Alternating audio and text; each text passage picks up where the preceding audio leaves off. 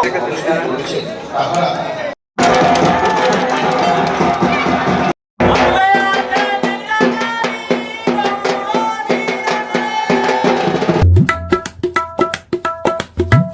বন্ধুরা, সবাই কেমন আছো? আমি পৌঁছে গেলাম বিকট কালী মন্দিরে আজকে নতুন একটা ব্লগ ভিডিও নিয়ে। আর ভিডিওটা অনেক রোমান্টিক হতে চলেছে, প্লিজ লাস্ট পর্যন্ত দেখো। আজ মায়ের ভক্তদেরকে পবিত্র পৈতে পড়ানো হবে, আমিও আজ চলে এলাম মায়ের মন্দিরে। আর মন্দিরে এসে দেখি মায়ের পুজো শুরু হয়ে গেছে। আর এই নাম প্লেটটা এবার বসানো হয়েছে জয় মা পার্বতী শিব। এইটা ভীষণ সুন্দর লাগছে দেখতে। আর বন্ধুরা, এখন আমি দাঁড়িয়ে আছি বাবা ভোলানাথের মন্দিরের সামনে। চলো ভিডিওর মাধ্যমে মন্দিরটা একটু হালকা দেখিয়ে নেই। মা কালীর পুজো শেষ হবার কিছুক্ষণ পরে বাবা ভোলানাথের পুজো আরম্ভ হবে বলে এখানে পুরো জোগাড় করে রেখে দিয়েছে। মায়ের কৃপা পাবার জন্য দূর দূরান্ত থেকে ভক্তদের আগমন। আর মায়ের মন্দিরটা দেখো অসাধারণ সুন্দরভাবে সাজিয়েছে। মায়ের ঘরটা দেখলে চোখ জুড়িয়ে যায়। জয় মা বিকট কালী।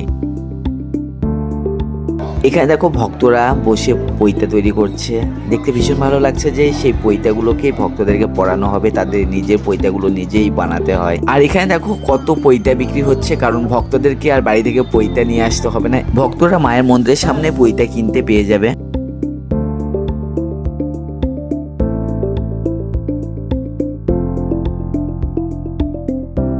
আর বন্ধুরা দেখো এখানে মায়ের কত ভক্ত, মায়ের কত মহিমা বলেই এত ভক্ত পেয়েছে। এই মায়ের কিন্তু ভীষণ মহিমা, সকলের মনোবাসনা পূরণ হয়। আর এটা হলো অফিস ঘর, এখান থেকে ভক্তদের রসিদ দেওয়া হচ্ছিল।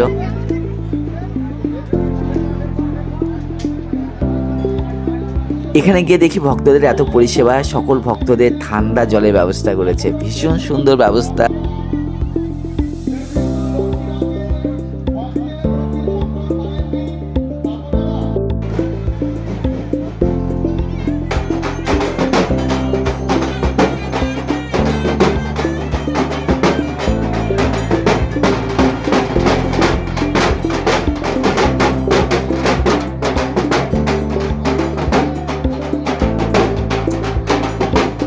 এত ভক্ত একসঙ্গে বিকট কালী মায়ের মন্দিরে, মনে হচ্ছে ভক্তির জোয়ার চলে এসেছে মায়ের মন্দিরে।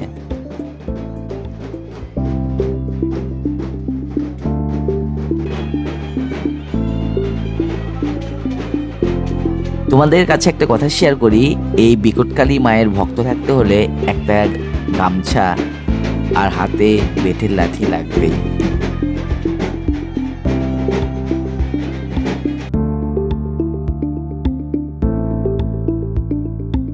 এখানে পুরোহিত মশাই শিবের ভোগ লাগানোর জন্য নিজে হাতে প্রসাদ রান্না করছে।